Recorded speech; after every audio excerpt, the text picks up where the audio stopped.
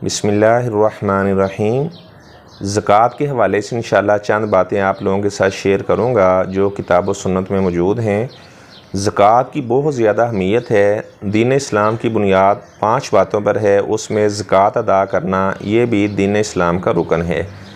बाज़ लोग वो ज़कात को अहमियत नहीं देते, वो ज़कात अदा ही नहीं करते, तो ये कबीरा गुनाह में शामिल है ज़कात अदा ना करना। अल्लाह तबारक व तआला ने बड़ी सख्त वईद बयान किया कुरान मजीद में, वल्लज़ीना यकनिज़ून ज़हब वल्फ़िज़्ज़ा वला युनफ़िक़ूनहा फ़ी सबीलिल्लाह फ़बश्शिरहुम बिअज़ाबिन अलीम। फरमाया कि जो लोग सोने और चांदी को ख़जाना बना के रखते हैं, अल्लाह की राह में ख़र्च नहीं करते, तो उन्हें दर्दनाक अज़ाब की बशारत दे दें। यौम युहमा अलैहा फ़ी नारी जहन्नम, उनके लिए जहन्नम की आग के अंदर जो उनका सोना और चांदी होगा उसकी तख्तियाँ बनाई जाएंगी। फ़तुक़वा बिहा जिबाहुहुम व ज़ुहूरुहुम व जुनूबुहुम, उनके पहलुओं को पर दाग लगाए जाएंगे, उनकी पेशानियों के ऊपर दाग लगाए जाएंगे और उन्हें कहा जाएगा कि ये वो माल है जो दुनिया में तुम ख़जाना बना के रखते थे। और जो उनका माल होगा जिसकी ज़कात अदा ना की, तो उसे गंजा सांप बनाकर उस आदमी के वो जनाब गले का तोक बन जाएगा और वो उसे जान छुड़ाएगा और वो माल उसे कहेगा, सांप उसे कहेगा कि मैं तेरा माल हूँ, मैं तेरा ख़जाना हूँ, दुनिया के अंदर मैं तेरा माल ही था जो आज मुझे सांप की शक्ल दे दी गई है।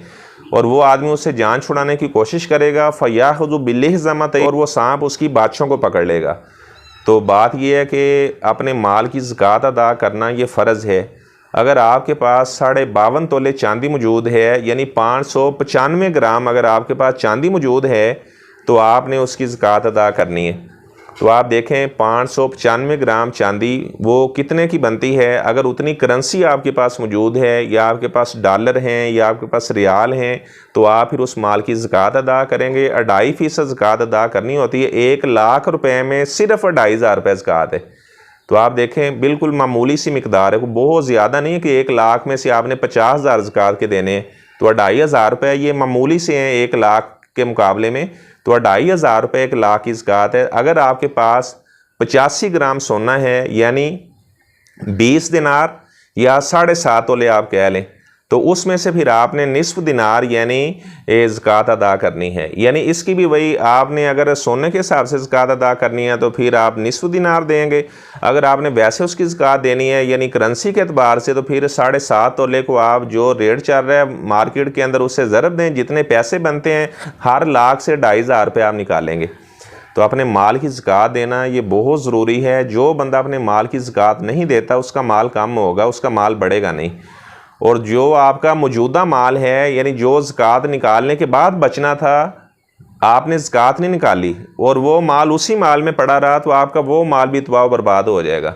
इसलिए ज़कात निकालने में कभी सुस्ती से काम ना लें और लमसम हिसाब ना रखेंगे। राशन के 10-15 बैग बना दी और लोगों में बांट दी और कहा जी मैंने ज़कात दे दी, ऐसे ज़कात नहीं होती। ज़कात का पूरा आपको हिसाब करना पड़ेगा। इस तरह अगर कोई आदमी वो ज़कात का सारा हिसाब किताब कर लेता है, लेकिन ज़कात देने से पहले ही फ़ौत हो गया, अब सबसे पहले उसके माल में से ज़कात निकाली जाएगी, उसके बाद फिर यानी जो उसने कर्ज़ लिया था वो अदा किया जाएगा, जो वसीयत की थी सुलस माल तक वसीयत कर सकते हैं उसे पूरा किया जाएगा, और उसके बाद जो उसका माल होगा वो पूरा साह में तकसीम किया जाएगा। इस तरह अगर कोई आदमी वफ़ात पा जाता है और उसके ज़िम्मे कर्ज़ भी था लोगों का और ज़कात भी उसके ज़िम्मे है, तो लेकिन उसके साथ लोगों का कर्ज़ पूरा नहीं हो रहा और ज़कात, यानी दोनों में से कोई चीज़ भी पूरी नहीं हो रही। अब क्या किया जाएगा, पहले उसकी ज़कात अदा की जाएगी। वल्लाहु अहक्कु बिल वफ़ा, अल्लाह ताला ज़्यादा हक़ रखता है कि जो अल्लाह का कर्ज़ है सबसे पहले उसे अदा किया जाए। इस तरह अगर कोई आदमी उसने किराए पर घर दिए हुए हैं, तो जो रेंट वसूल करता है उस रेंट के ऊपर ज़कात है। ये बात ज़हन में रखें कि माल का निसाब को पहुंचना भी शर्त है और उस माल को पूरा साल गुजरना भी शर्त है। अगर आपके पास माल आया है साल के निस्फ़ के अंदर, तो फिर आपके ऊपर ज़कात तब होगी जब पूरा साल गुजरेगा, यानी पूरा साल होना भी शर्त है और इस तरह उसको निसाब को पहुँचना भी शर्त है। और ये बात भी जहन में रखें कि वैसे तो मजनू आदमी जो होता है यानी वो मरफूल कलम होता है, लेकिन ज़कात सब के ऊपर फ़र्ज़ है, चाहे कोई छोटा है, बड़ा है, मर्द है, औरत है, सही उल अकल है या जिसकी अकल मऊफ़ है, जो मजनू है, उसके पास भी अगर माल है तो उसके माल की भी ज़कात निकाली जाएगी। और फ़ुक़रा को, मसाकीन को और तालीफ़ क़ल्ब के लिए जो नौ मुस्लिम हैं उनको भी ज़कात दी जा सकती है। फ़ी सबीलिल्लाह आप मदारस को भी ज़कात दे सकते हैं। ज़ाहिर बात है वहाँ पर फुकरा, गुरबा, मसाकिन बच्चे पढ़ते हैं।